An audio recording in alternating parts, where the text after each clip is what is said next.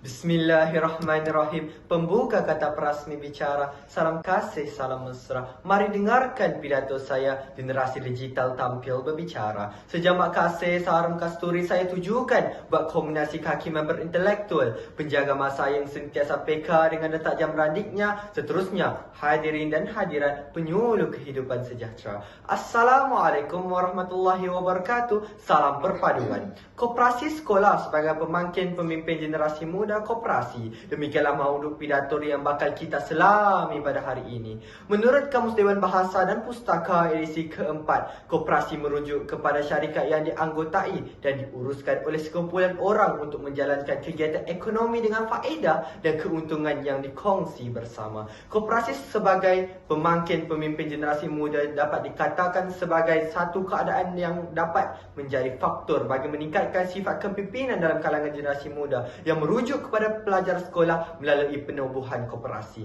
Gerakan koperasi sekolah yang telah bertapak di Malaysia sejak 1968 dilihat berkembang seiring dengan penubuhan koperasi di setiap sekolah menengah.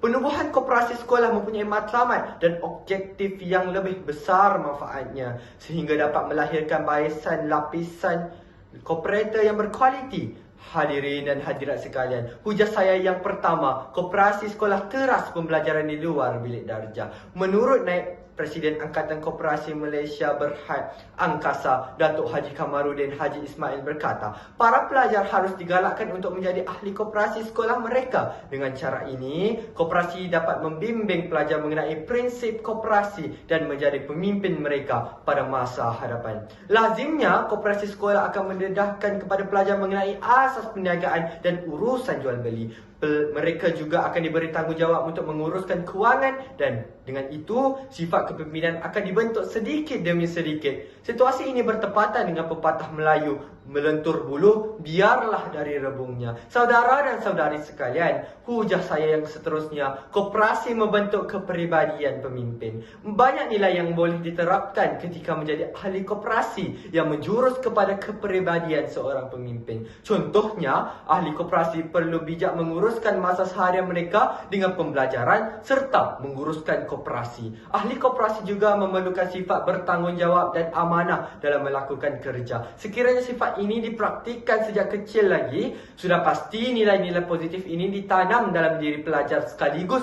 mereka akan membesar menjadi pemimpin yang mempunyai kepribadian yang unggul. Sesuai dengan peribahasa, pemuda harapan bangsa, pemudi tiang negara. Hadirin dan hadirat sekalian, hujah saya yang terakhir, koperasi sekolah mengenal potensi diri pelajar. Sebagai contoh, melalui jawatan kuasa yang ada dapat mewujudkan sifat kepimpinan dalam diri pelajar untuk memberi arahan dan menerima arahan, membuat perbincangan kumpulan, malah mempelajari cara yang baik untuk melayan pelanggan. Bukan itu sahaja, koperasi juga dapat mengenal pasti pelajar yang mempunyai minat dalam bidang perniagaan. Berniaga juga mempunyai kemahiran yang tersendiri yang bukan semua pelajar dapat kuasai. Jika pengurusan perniagaan dapat dilakukan dengan baik, jutawan dalam bidang usahawan bakal dilahirkan pada masa akan datang. Seleras dengan usaha kerajaan melalui Kementerian Pembangunan Usahawan Koperasi, Medek Tan Sri Noh Omar berkata, Suruhanjaya Koperasi Malaysia akan